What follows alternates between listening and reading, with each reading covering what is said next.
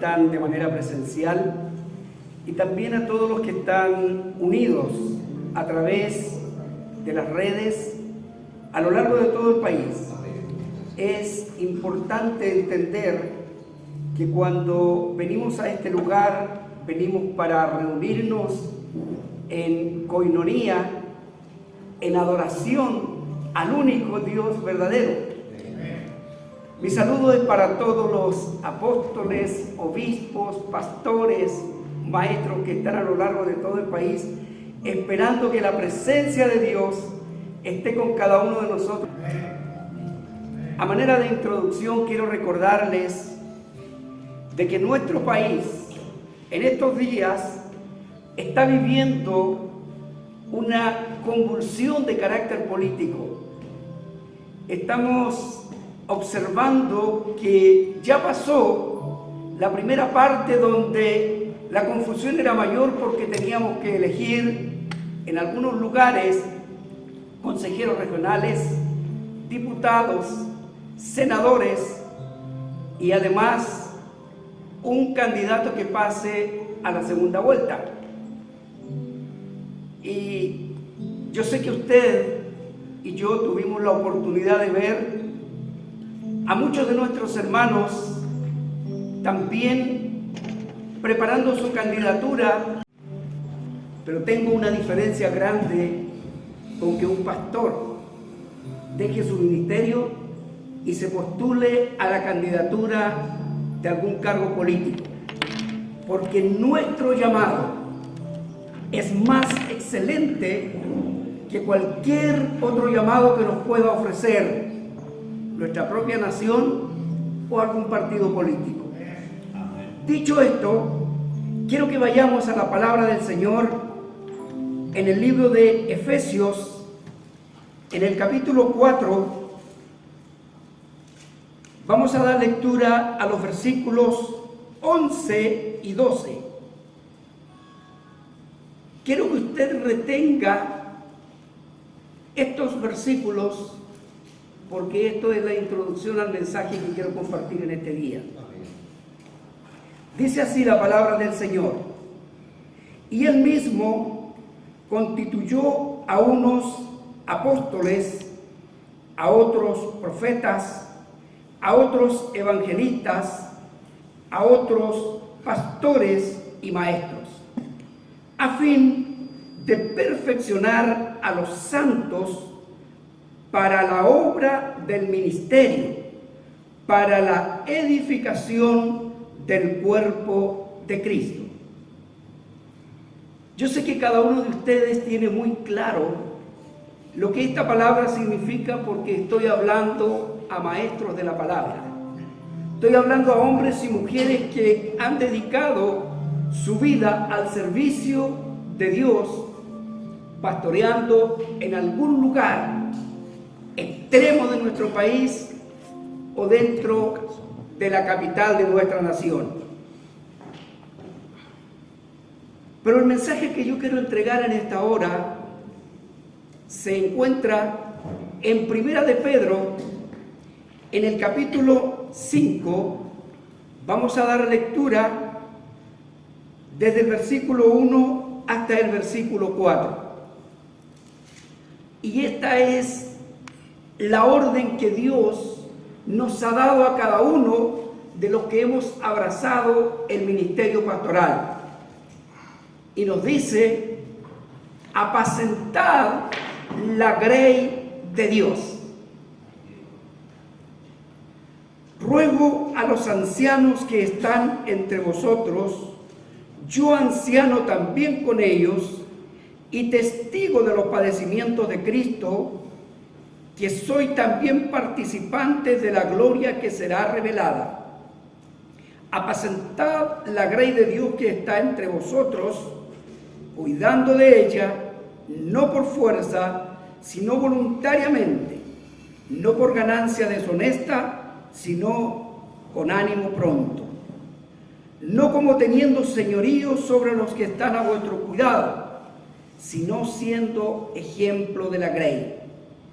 Cuando aparezca el príncipe de los pastores, vosotros recibiréis la corona incorruptible de gloria. Amén. El apóstol Pedro, cuando escribe la primera carta, que es una carta universal, la escribe con el propósito de hacer entender a aquellos que habían abrazado el cristianismo que venían tiempos difíciles en los cuales muchos cristianos iban a ser arrastrados por las corrientes del mundo, donde da a entender que en momentos determinados de la vida del cristiano se iban a levantar falsos maestros y falsos profetas. Y durante esta carta enseña la forma de cómo nosotros debemos administrar la grey de Dios. Y el trabajo que nos encomienda a cada uno de los pastores comienza en el capítulo 5, Pedro diciendo: ruego a los ancianos que están entre vosotros, yo, anciano también con ustedes.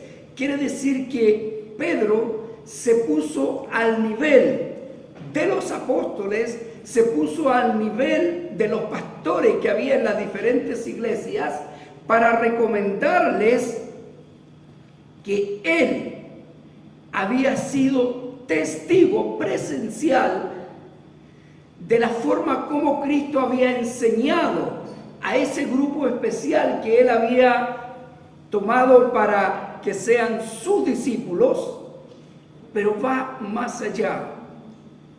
Él quería hacerles notar de que había sido uno de los favorecidos con ver la gloria presencial de Cristo el día en que Cristo fue transfigurado frente a sus ojos.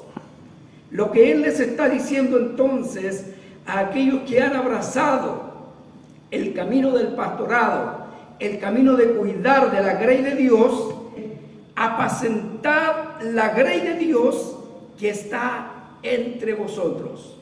¿Cuántas veces los pastores, cuando nos referimos a la iglesia a la cual administramos, decimos: mi iglesia, mis ovejas están bien cuidadas? Amados, las ovejas son del Señor. Pedro nos recuerda y dice: la grey de Dios. Y grey significa rebaño, significa congregación, una membresía a la cual nosotros debemos cuidar de ella, no por fuerza. Es decir, que ninguno de nosotros debió haber abrazado el pastorado por una obligación pensando que no había nadie más que esté dispuesto a hacerlo, sino que dice que lo hagamos voluntariamente. Para eso tenemos que recibir el llamado de parte de Dios al ministerio. La mayoría de nosotros, cuando llegamos al ministerio propiamente tal, ya teníamos una familia detrás de nosotros. Y tal vez muchos tuvieron la disposición de decirle sí al Señor, voy al llamado que me haces.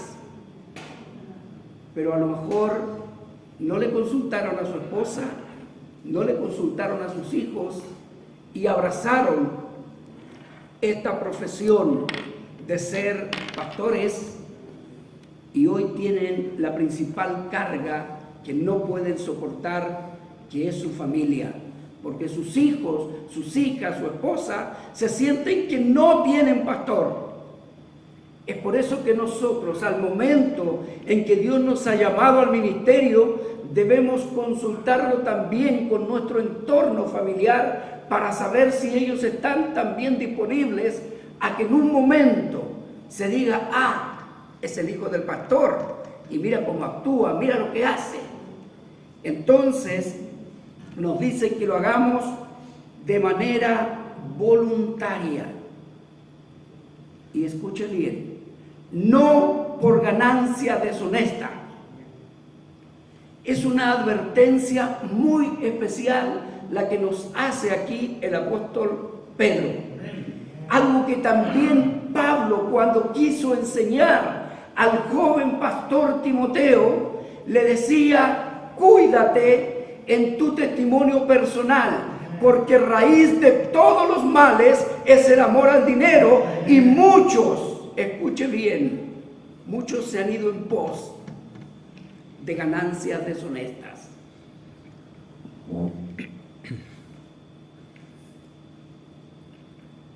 Y dice que debemos hacerlo con un ánimo pronto. Es decir, que estemos dispuestos cada día a continuar en esta labor que Dios nos ha encomendado. Cuando la gente sale a sus trabajos seculares, sobre todo en la región metropolitana, es muy difícil que lleguen, porque alguien tiene presupuestado llegar a su trabajo en 1 hora y ocurre un accidente, ocurre que se levanta una protesta y se desvía el tránsito hacia otros lugares y no se puede llegar a la hora. Y la gente comienza a reclamar: todos los días tengo que hacer este mismo trayecto durante cuántos años de mi vida, y ahora sí que es un verdadero caos. Muchas veces el camino del pastor se torna difícil. Muchas veces el camino del pastor tiene altos y bajos. Y también nos hemos encontrado en situaciones en que hemos protestado y hemos dicho: se me hace difícil. Sobre todo en este tiempo que estamos viviendo una realidad tan innegable como es la pandemia. Muchas iglesias, muchos ministerios grandes tuvieron que cerrar sus puertas porque no alcanzó para pagar los arriendos mensuales.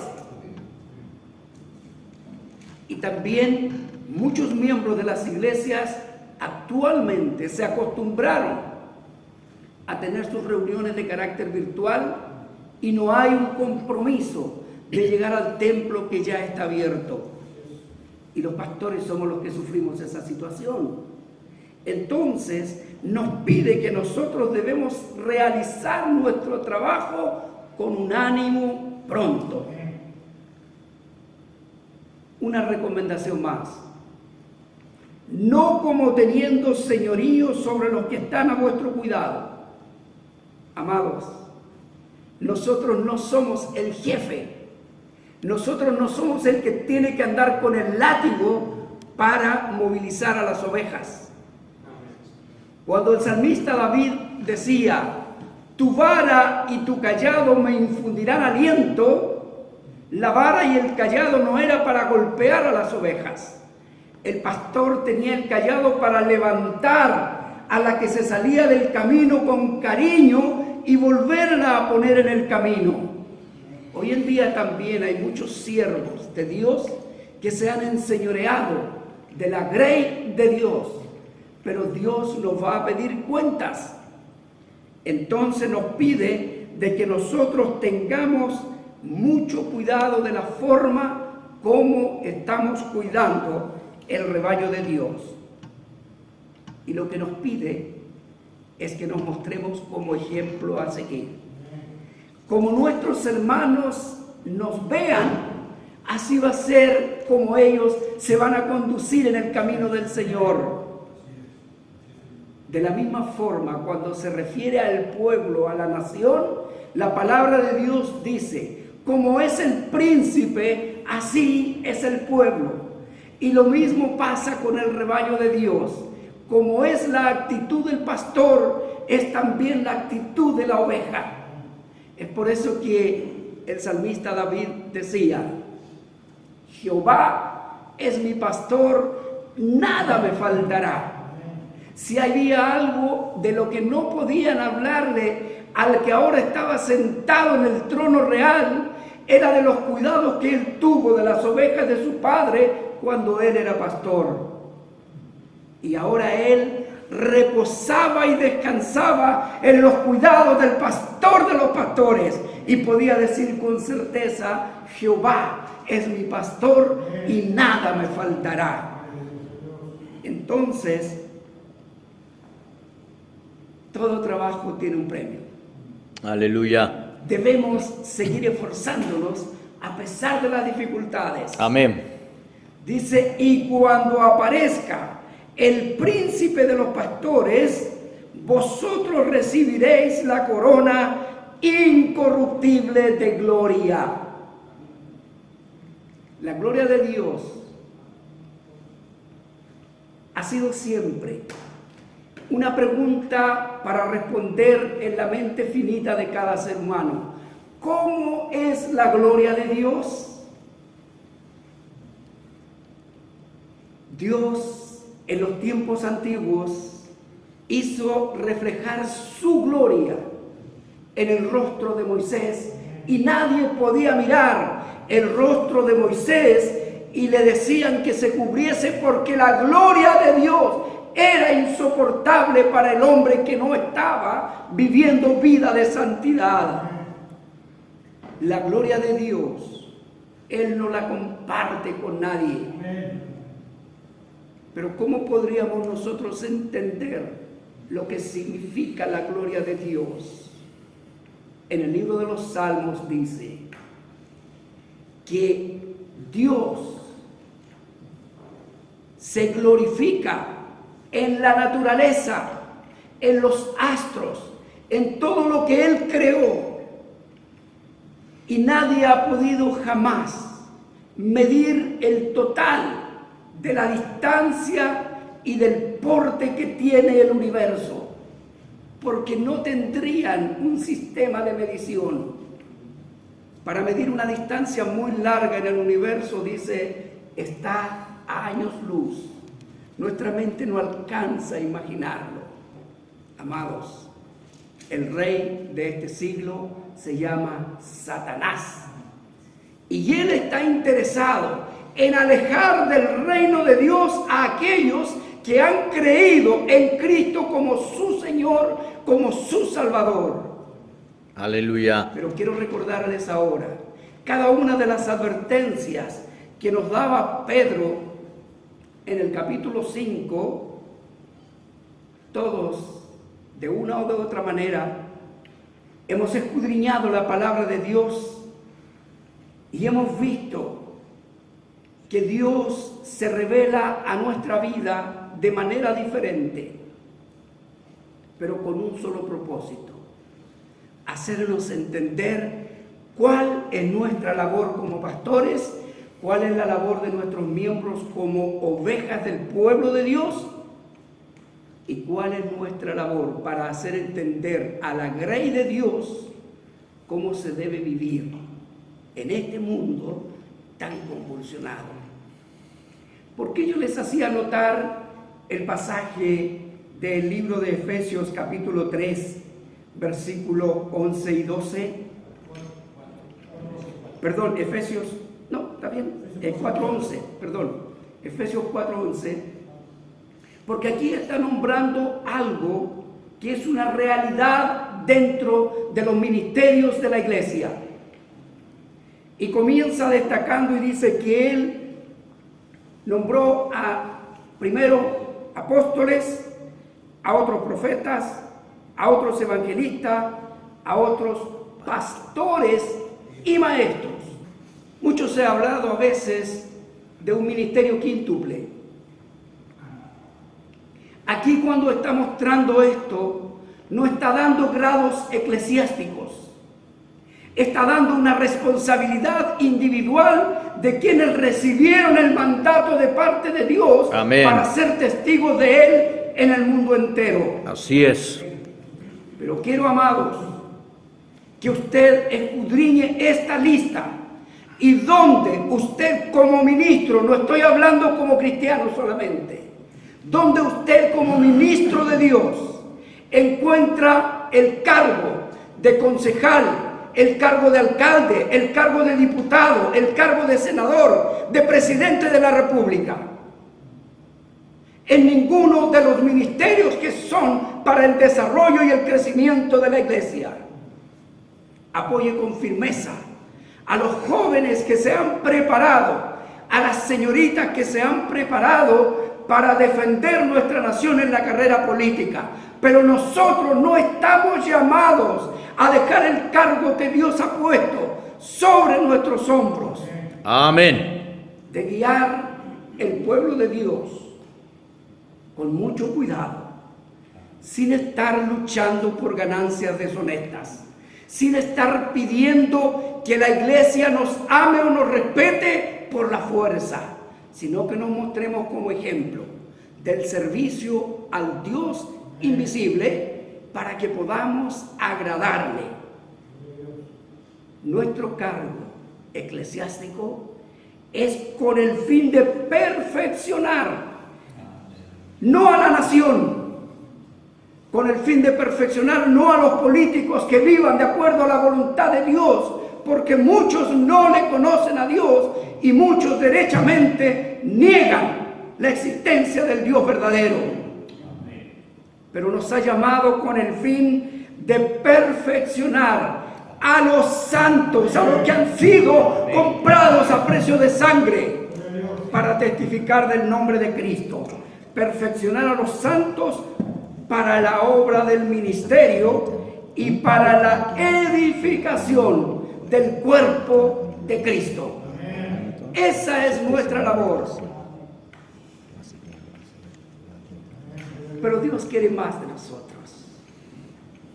Dios quiere que nosotros entendamos el verdadero propósito que Él tiene, no solo con los ministros de Dios, sino con todo el universo, con toda su creación.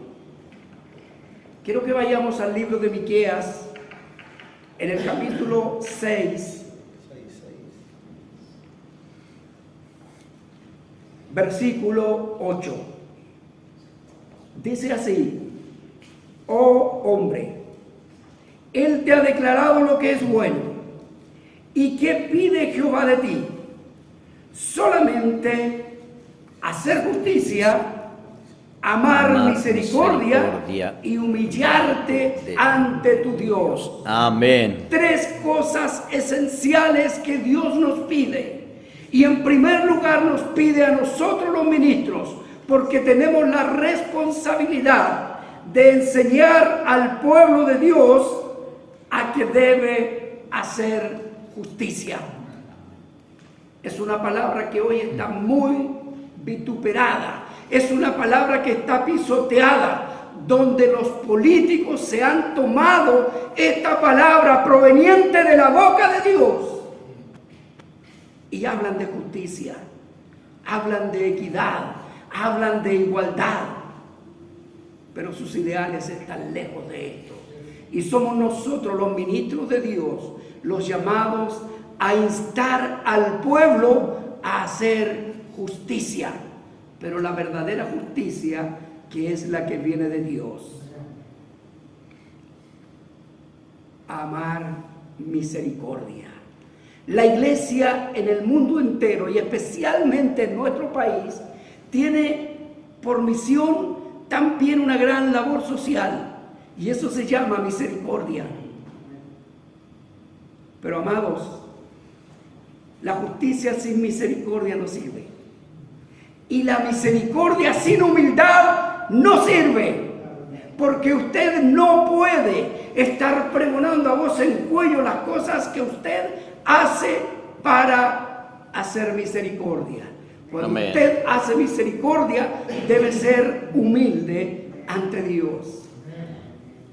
Estas 3 situaciones son las que nos llevan a meditar en lo que la palabra de Dios nos pide. El versículo 6 del capítulo 5 de Primera de Pedro dice: humillaos pues bajo la poderosa mano de Dios, para que Él os exalte cuando fuere tiempo. Entonces, amados pastores, amados obispos, amados apóstoles, Dios nos pide humildad. Y cuando nosotros nos manifestemos humildes delante de Dios, Él nos va a exaltar cuando fuere necesario. Y Dios tiene todos los tiempos en sus manos, por lo tanto debemos aprender como ministros de Dios a presentarnos cada día delante de su presencia y tener cuentas cortas con Él, rendirle cuenta de la administración de las muchas o de las pocas ovejas que dejó a nuestro cuidado. Que el Señor les bendiga. Vamos a estar orando por la palabra de Dios. Altísimo Dios y Padre Celestial, sé que cada uno de los que estamos aquí somos ancianos, como dice tu palabra, los cuales estamos encargados de tu rebaño. Ayúdanos, Señor amado, a permanecer fieles y ser hallados justos delante de tu presencia cuando tú nos llames a rendir cuenta. Tu palabra nos dice: ven, buen siervo, sobre poco has sido fiel, sobre mucho te pondré. Es nuestro anhelo, es nuestro deseo abrazar la cruz de Cristo con amor y poder realizar nuestro trabajo ministerial afirmados de tu mano, porque tú eres el buen pastor. Tú tienes prometida para cada uno de tus ministros la corona de la vida eterna. Gracias en el nombre de Jesús. Amén.